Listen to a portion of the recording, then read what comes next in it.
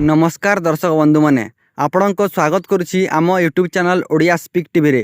चलतु जानिबा आजिर पाणीपाग खबर।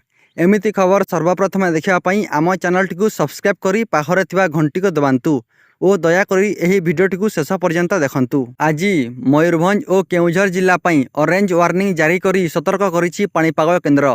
एही दुईटी जिल्लारू कु प्रबलरू अति प्रबल वर्षा नहीं घड़घड़ी सह 30 ରୁ 40 किलोमीटर बेगर घंटा प्रति पवन बहिबार संभावना मध्य रही।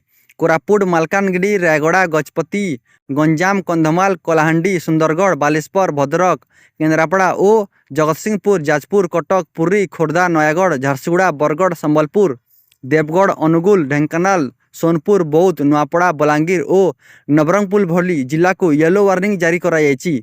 एही सबु जिला गुड़िक गोटे किंबा दुईटी स्थान में प्रबल वर्षा घड़घड़ी सह झटका पवन 30 ରୁ 40 किलोमीटर बेगर संभावना रही।